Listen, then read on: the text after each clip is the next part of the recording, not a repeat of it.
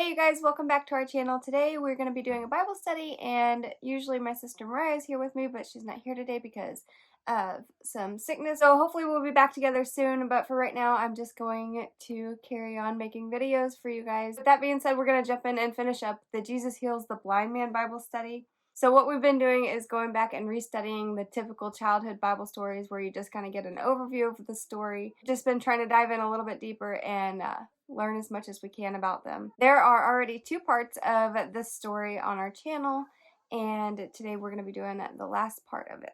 And that is going to be in John chapter 9 verses 24 through 41. So for the second time they called the man who had been blind and said to him, "Give glory to God.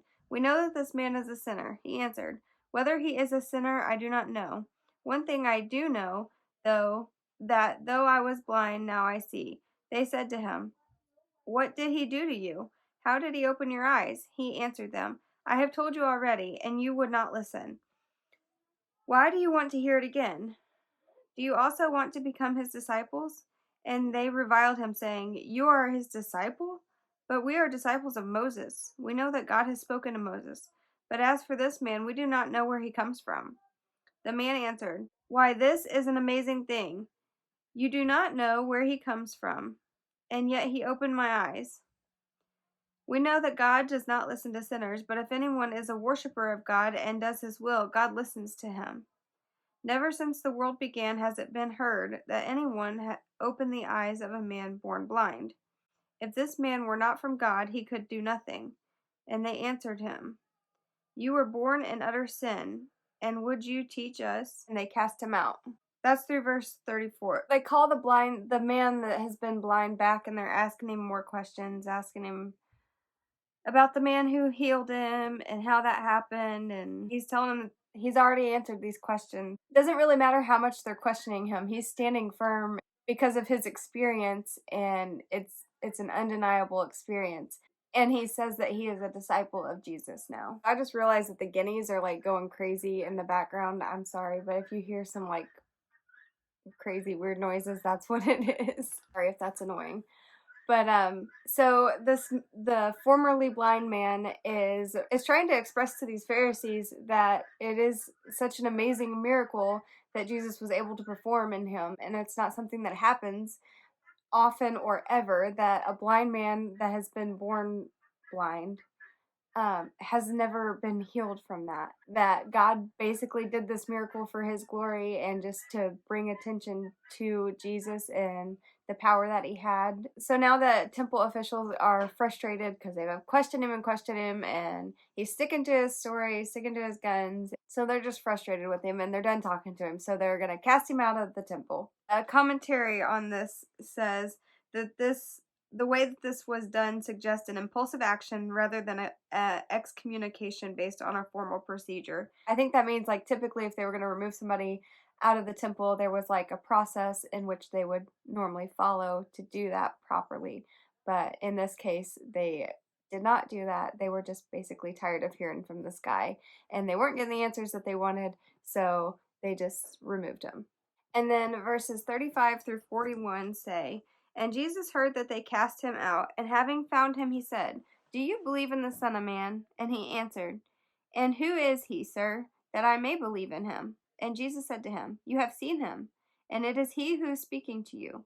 He said, 'Lord, I believe,' and he worshipped him. And Jesus said, 'For judgment I came into this world, that those who do not see may see, and those who see may become blind.' Some of the Pharisees near him heard these things and said to him, 'Are we also blind?' Jesus said to them, 'If you were blind, you would have no guilt. But now that you say, 'We see,' your guilt remains.'" So Jesus hears that they cast him out of the temple, and he goes to find him, ask him if he believes in the Son of Man, and the guy's like, "I don't know. Who is he? Show him to me. I want to believe." Jesus says, "It's he who is speaking to you." Then the man says, "I believe," and begins to worship him. And then it says some of the Pharisees were near, and they heard this go down, and they're like, "Are we blind too?" Because Jesus said, "For judgment I came into the world, that those who do not see may see, and those who see may become blind." So that's kind of a confusing statement. Jesus said, "If you were blind, you would have no guilt." but now that you say we see, your guilt remains. Let's read the commentary on this, because it probably makes more sense than what I could make out of it. It says, if you were blind means if they had no knowledge at all about God's words or his laws, and no knowledge about who Jesus is. Where it says you would have no guilt does not mean that they would be free of a sinful nature inherited from Adam, but that they would have no guilt for violating specific teachings or commands that they had received. It was life-changing for this man and probably many people who were around him at this time. And so it kind of reminds me of our testimony, what Jesus did in our life.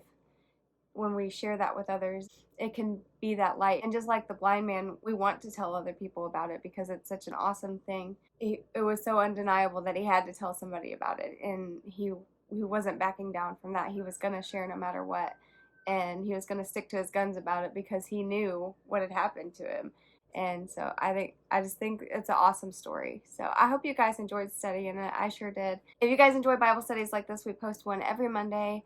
And then we also post on Wednesdays. Wednesdays we're doing weird Bible words. And Fridays, which is usually a fun video, we do food, fashion, DIYs, makeup, anything that strikes us as fun for the week. Other than that, I hope you guys have a good day, have a good week, and don't forget to shine. We'll see you in the next one.